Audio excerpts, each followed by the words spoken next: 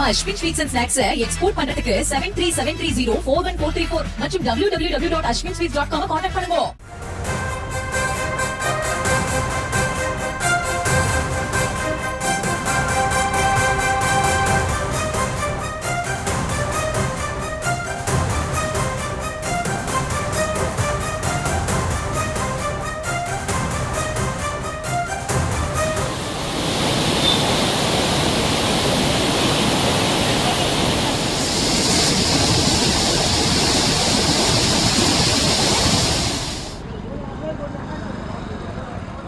அண்மை செய்தியை பார்த்து வருகிறோம். தொடர் கனமழையால் தாமிரபரணி ஆற்றில் வெள்ளம் ஆர்ப்பரிக்கக்கூடிய அந்த காட்சிகளை பார்த்து வருகிறோம்.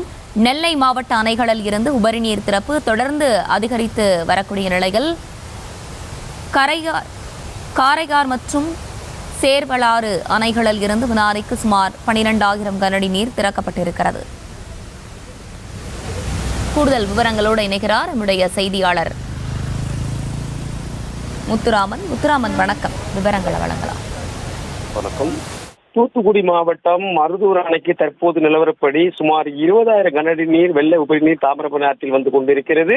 தற்போது திருநெல்வேலி மாவட்ட ஆட்சியர் செய்தி குறிப்பின்படி தொடர் கனமழை காரணமாக காரையாறு மற்றும் சேர்வையாளர் அணைகளில் இருந்து வினாடிக்கு 12,000 கனஅடியும், மணிமுத்தாறு அணையிலிருந்து சுமார் 4,000 கனஅடியும் வெள்ள உபரிநீர் திறந்து விடப்பட்டுள்ளதாக தெரிவிக்கப்பட்டுள்ளது.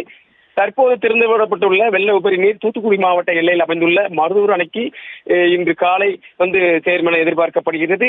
இதன்படி திருநெல்வேலி மாவட்டத்திலிருந்து தற்போது திறந்து விடப்பட்ட வெள்ள உபரி நீரானது மருதூர் அணைக்கு சுமார் 33,000 - 35,000 கனஅடி வரை வெள்ள உபரி நீர் இன்று காலை வந்து சேரும் என எதிர்பார்க்கப்படுகிறது. எனவே மருதூர் மற்றும் சிறுவைகுண்டம் அணையில் உள்ள பகுதியில் களியாவூர் முதல் புன்னக்காயல் வரை தாமிரபரணி ஆற்றங்கரை ஓரங்களில் வசிக்கும் கிராம மக்கள், பொதுமக்கள் மற்றும் கோரம்பலம் மற்றும் அணைக்கட்டி பகுதியில் வசிக்கும் ஆற்றில் குளிக்கவோ ஆற்றில் கரையோரங்களில் இறங்கவோ செல்லாமல் பாதுகாப்புபடி இருக்க வேண்டும் என இந்த மாவட்ட ஆட்சியர் இளம்பகவத் அறிவித்துள்ளார். குறிப்பாக அரசு அதிகாரிகளும் உடனுக்குடன் மேற்கொள்ள வேண்டும் என கட்டளை விட்டுள்ளார் குறிப்பிடத்தக்கது.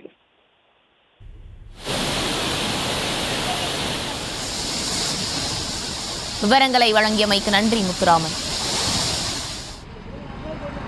நம்ம Ashwin sweets and snacks export பண்றதுக்கு 7373041434 மற்றும் www.ashwinsweets.com கான்டாக்ட் பண்ணுங்க.